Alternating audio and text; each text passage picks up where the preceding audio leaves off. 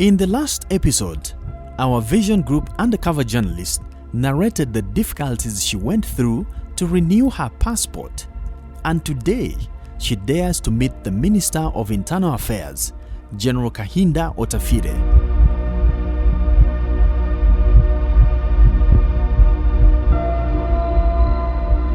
She got a visa to travel to the Kingdom of Saudi Arabia for work on April 28th, and she had to use it before July 28th. Zion assured her they would get her a new passport, but by May 16th, she was being told the passport books were out of stock. She was introduced to Kenneth Ikinyom, who claimed to be working with Ministry of Internal Affairs, who claimed that he would get her a book in just one day. He asked her to pay 650,000 shillings, which she did. But the best he could was to send her to Mbarara, where Zion had lodged her application. Kenneth promised to pick her passport from Chambogo, where he said they were being printed, but he failed and asked her to wait for a message from immigration before traveling to Mbarara again to pick the book. When she demanded to refund her money, he handed her over to Ojara to get her the passport. Ojara instead said the only person who would help her pick the passport from Kampala was the Minister of Internal Affairs. In anger, she called the Minister of Internal Affairs. It is none other than General Kahinda Otafire. The minister asked her to meet him in his office in 20 minutes. She jumped on a boda from Chambogo to Internal Affairs, and she was surprised at what a jolly and receptive man he was. She requested him for an authorization to pick her passport from Kampala, since she had done her interview in Mbarara. And he didn't ask any question about what she had gone through and why she needed the passport. He only asked if she was secure.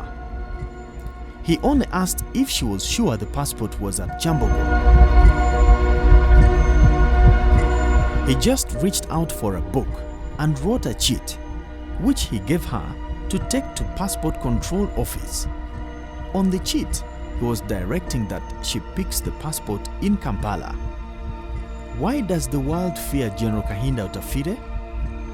Tears of joy flowed down her cheeks, and she didn't even wipe them off. She took the cheat to Chambogo and called Ojara. She told him she had been with the minister and she had his message from him. He hurriedly asked her to meet him on counter number 1. He looked at the cheat from General Otafire and asked her to take it to the back of the ministry in room 17 and 18. When she presented the magic cheat in both rooms, she was informed with an apology that her passport was not yet printed, yet Kenneth had claimed it was. She was, however, asked to move back to Chambogo the following day at 10 a.m. to pick it. The next day, as directed, she was at Chambogo. Ojara was working on counter number 1 on emergency passports, but this time he asked her to find him on counter number 5. Unfortunately, her passport was still at the ministry. He asked her to sign for it and move to the ministry with one of the staff to pick it. And she got it. The new sky blue passport was in her hands. To be accepted back at the hostel, she had to go through medical checkup again at her cost of 50,000 shillings. She tried to protest, and Feraz, one of the girl's Arab bosses, threatened to cancel her travel arrangements. She paid, and her pregnancy and HIV tests were negative. She was then given a cheat to be allowed in the hostel. The girls were divided into 4 groups, which they said were according to the recruitment companies. Reed, the owner of Zion in Saudi Arabia, would receive them and distribute them to those 4 companies. The companies were Reed Muhammad, Al Salman, where she belonged, Aleka, Sami, and Jald Human Resource Center. Each company was supposed to pick its domestic workers from our group at the airport. On May 26th, she was given an air ticket for Egypt Air. The travel date was May 28th, and the boarding time was 4:20 a.m. There were 8 girls from the hostel, but traveling in 3 different groups. There were 5 for Al Salman, 2 for Aleka, and 1 for Sami. Ferraz brought them 3 different t-shirts as uniforms they would use for traveling. They briefed them that while they were going to travel together, they would be received by these different companies on arrival. Al Salman, Aleka, and Sami companies were based in Saudi Arabia. Aleka girls had to wear veils. They were given t-shirts. Ahmed emphasized that if one is caught at the airport, she was supposed to suffer alone and not to expose others.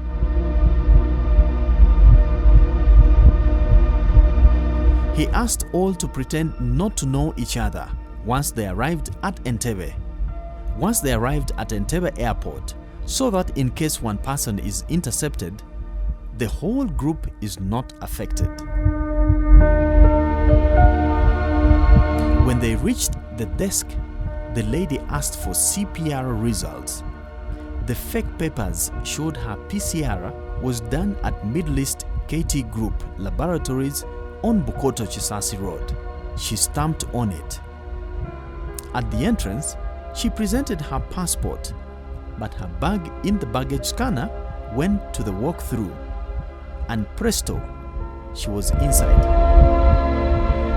They lined up at the Egypt Air check-in counter for boarding passes. From here, they proceeded to immigration. A lady came to them and instructed them to only line up for the specific gentleman who was in counter 3 from the left.